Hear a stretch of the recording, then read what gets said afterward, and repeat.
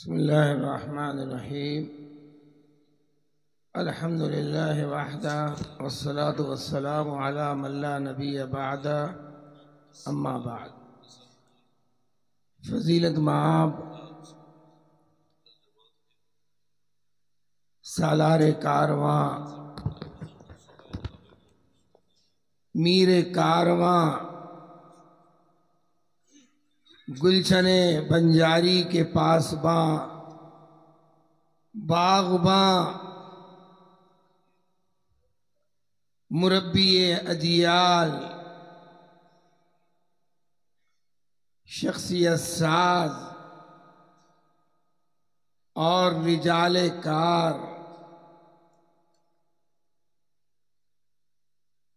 لائق صد احترام حضرت مولانا دامت برکاتہم العالیہ فضیلت مآب شیخ الحدیث صاحب اشاعت العلوم دامت برکاتہم العالیہ، اساتذہ گرامی اور اس چمن کے بلبلوں، اس چمن کے گلہائے رنگا رنگ اور طالبان علوم نبوت اور درخشاں تابندہ تابناک و روشن مستقبل کے شہ سواروں، یقیناً عربی مسابقات اور اردو مسابقات کو سننے کا استفادے کا موقع ملا۔ میں اپنے تاثرات، انطباعات، احساسات اور جذبات کا اظہار کیسے کروں؟ کبھی کبھی جذبات دل میں ایسے موجزن ہوتے ہیں کہ کلمات ترجمانی کے لیے آمادہ نہیں ہوتے۔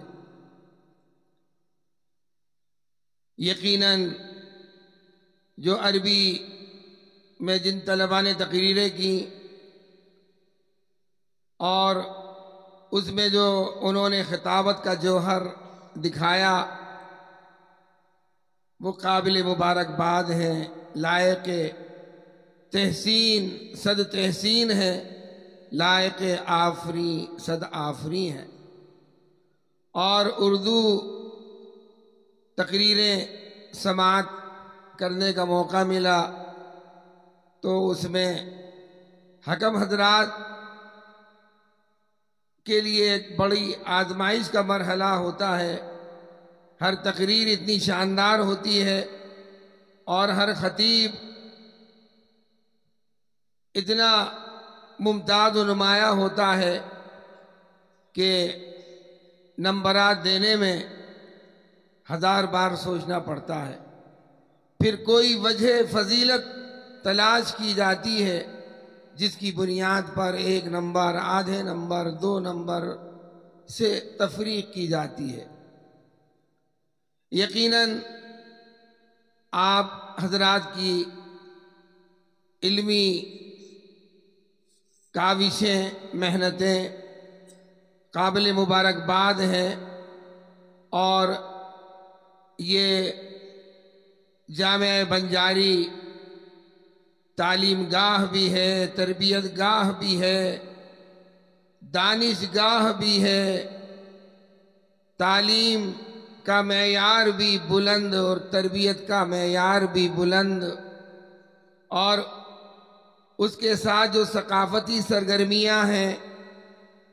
نشاطات ثقافیہ ہیں، ان کا معیار بھی بہت بلند ہے۔ اور کیوں نہ ہو، کیونکہ اس گلشن میں، اس گلشن کے جو پاسباں ہیں،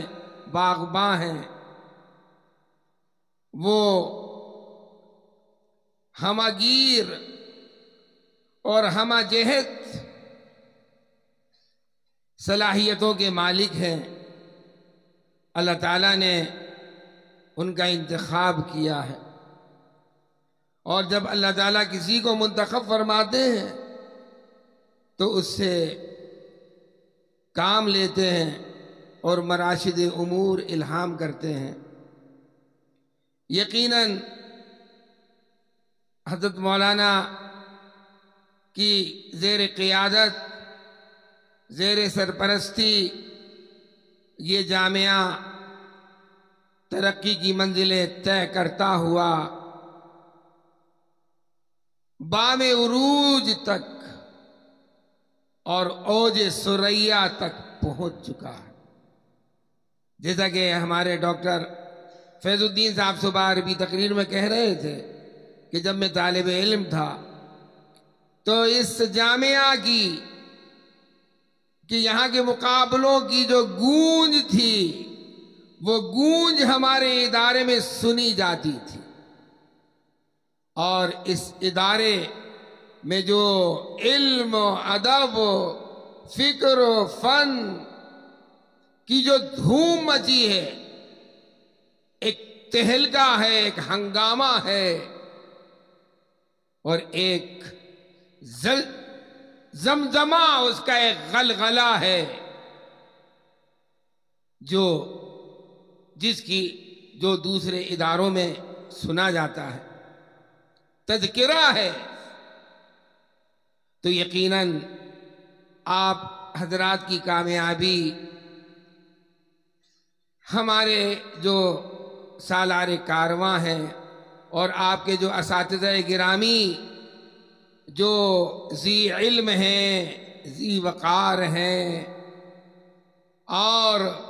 آپ کے خیر خواہ، آپ کے ہمدرد ہیں، آپ کے مربی ہیں،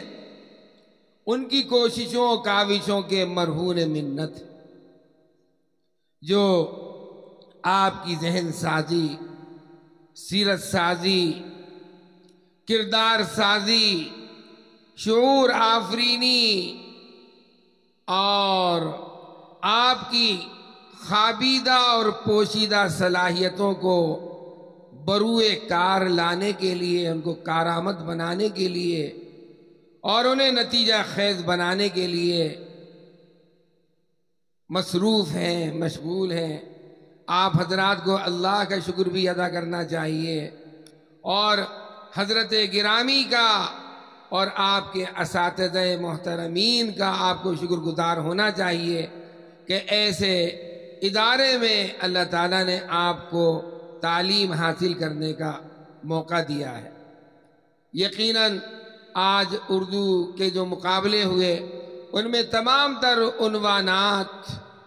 دلکش، دل فریب، دل نواز، دل نشیں اور دل آویز تھے، اور ان موضوعات میں تنوع، تمام تر موضوعات کا آپ لوگوں نے احاطہ کیا۔ یہ موضوعات اس چمن کے گلہائے رنگا رنگ کی طرح، گلدستے کی طرح تھے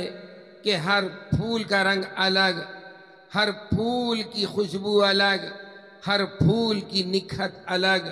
ہر پھول کی پنکھڑی الگ، ہر پھول کے کھلنے کا انداز الگ، اور ہر پھول کے مہکنے کا انداز الگ۔ یقیناً یہ سب قابل مبارکباد، قابل مبارکباد، قابل ستائش، صد ستائش، اور انشاءاللہ یہ آپ کی جو مشق ہے، آپ کی جو ممارسات ہیں، تدریبات ہیں، یہ انشاءاللہ مستقبل کے اندر آپ کے لیے ممد و مساعد ثابت ہوں گے، چاہے قوت تحریر ہو یا قوت خطابت ہو یا مجادلہ ہو، نقاش، حوار، اور باہمی گفتگو کرنے کی صلاحیت، یہ سب وسائل ہیں، ذرائع ہیں اہداف اور مقاصد اور غایات تک پہنچنے کے۔ تو خطابت تو ایسا فن ہے کہ جس کو اللہ تعالیٰ خطابت کی قوت عطا کرتے ہیں،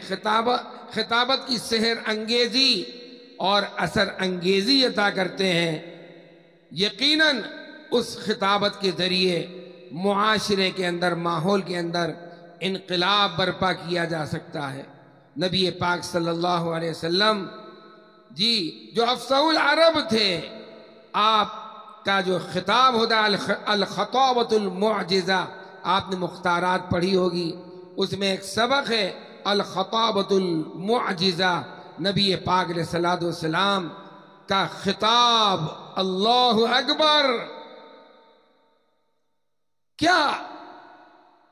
انداز، کیا اسلوب، اور کیا اس کے اندر زیر و بم، ایک خطابت کے اندر جو زیر و بم ہوتا ہے، گھن گرج ہوتی ہے، کبھی شیر کی للکار، کبھی شیر کی دہاڑ ہوتی ہے، کبھی بجلی کی گرج ہوتی ہے، اور کبھی شبنم کی ٹھنڈک ہوتی ہے، اور کبھی ایسا لگتا ہے کہ ایک دریا ہے جو رواں ہے، آب رواں کی طرح، کبھی اس میں استفہام ہوتا ہے، کبھی استعجاب ہوتا ہے، کبھی تشبیہات اور استعارات اور تلمیحات، کنایات اور تعریضات، علم المعانی اور علم البدیع کے سوتے ابلتے ہیں، نہریں بہتی ہیں۔ اور نبی پاک علیہ الصلوۃ والسلام کے بارے میں آتا ہے کہ جب آپ خطاب فرماتے تھے، لما اذا خطب علی صوتہ، آپ کی آواز بلند ہوتی تھی، وانتفخت اوداجہ، آپ کے گلے کی رگیں پھول جایا کرتی تھی، وَاحْمَرَّتْ عَيْنَاهُ، اور آپ کی آنکھیں سرخ ہو جاتی تھی، كَأَنَّهُ مُنذِرُ جَيْشٍ، اور آپ کی للکار جیسے ایک چیف کمانڈر ہوتا ہے، قائد القوات ہوتا ہے، وہ اپنی فوج کو للکارتا ہے، یہ انداز اور یہ اسلوب آپ کا ہوا کرتا ہے۔ یہ ہے خطابت۔ وہ منظر یاد کیجئے کہ جب یہ آیت نازل ہوئی، فَاصْدَعْ بِمَا تُؤْمَرُ، آپ کوہ صفا پہ تشریف لائے، اور آپ نے وہ میڈیا جس کو مکے والے استعمال کرتے تھے، جہاں سے پیغام رسانی ہوتی تھی، آپ اسی کوہ صفا پہ تشریف لائے، اور آپ نے اسی روایتی انداز میں مکے والوں کو پکارا، یا صباحا، یا صباحا، اس للکار نے مکے والوں کو پہاڑی کی دامن میں جمع کر دیا۔ یہ انداز تو یقیناً آپ حضرات قابل مبارکباد ہیں، اور دیگر ہمارے حضرت شیخ الحدیث صاحب دامت برکاتہم بھی ہیں، ان کے ہم نصیحتوں سے انشاءاللہ استفادہ کریں گے۔ بس حضرت مولانا علی میاں صاحب رحمۃ اللہ علیہ کا ایک پیغام آپ تک پہنچا دوں۔ وہ طالبان علوم نبوت سے کہا کرتے تھے، ایک شعر پڑھتے تھے، بلکہ 2 شعر، اپنے من میں ڈوب کر پاجا سراغ زندگی، اپنے من میں ڈوب کر پاجا سراغ زندگی، اگر تو میرا نہیں بنتا نہ بن، اپنا تو بن۔ ایک شعر اور پڑھتے تھے، اے دل تمام نفع ہے سودائے عشق میں، اے دل تمام نفع ہے سودائے عشق میں، ایک جان کا زیاں ہے سو ایسا زیاں نہیں، سو ایسا زیاں نہیں۔ حضرت مولانا فرماتے تھے کہ میرے عزیزوں، ٹانگیں توڑ کر پتا مار کر پڑھنے کے لیے، مطالعے کے لیے بیٹھ جاؤ۔ اور علم کے اندر فرماتے تھے کہ دماغ سوزی، عرق ریزی اور دیدہ ریزی ضروری ہے۔ جب تک دماغ سوزی، دیدہ ریزی، عرق ریزی نہیں ہوگی، علم نہیں آتا۔ فرماتے تھے ابن خلدون کا وہ تاریخی قول نقل کرتے تھے کہ انک تعطی العلم، انک تعطی العلم کلک عسى عسى عسى عسى ان يعطيك بعضا منه۔ تم علم کو اپنی جوانی دے دو، اپنی توانائی، اپنی طاقت، اپنی تمام تر صلاحیتیں، جان، مال، وقت، جو بھی تمہارے پاس ہے، علم کو تم سب کچھ دے دو، تب علم شاید، عصا دو معنی میں استعمال ہوتا ہے، کبھی ترجی کے لیے آتا ہے، کبھی اشفاق کے لیے آتا ہے۔ شاید علم پھر کچھ اپنا تھوڑا سا حصہ تم کو عطا کرے گا۔ تو آپ سب قابل مبارکباد ہیں، اور سب سے قابل مبارکباد سالار قافلہ، میر کارواں، اس گلشن کے باغباں اور پاسباں، مربی اجیال اور آپ کے اساتذہ گرامی، اور پھر آپ، اللہ تعالی ہم آپ کے لیے روشن مستقبل، تابندہ درخشاں مستقبل کی امید کرتے ہیں، اور امید کرتے ہیں کہ آپ اپنے مستقبل کی تعمیر فرمائیں گے، اور مستقبل میں ملت اسلامیہ کے فلاح و بہبود کے لیے نمایاں کردار ادا کریں گے۔ جزاکم اللہ خیرا، اکرمکم اللہ، رفع اللہ قدرکم، وزادکم اللہ علما وعملا وعزا وشرفا وخطابة وكتابة، واستخدمكم الله لإعلاء كلمته وإحياء دينه ونشر سنة نبيه صلى الله عليه وسلم۔ والسلام عليكم ورحمة الله وبركاته۔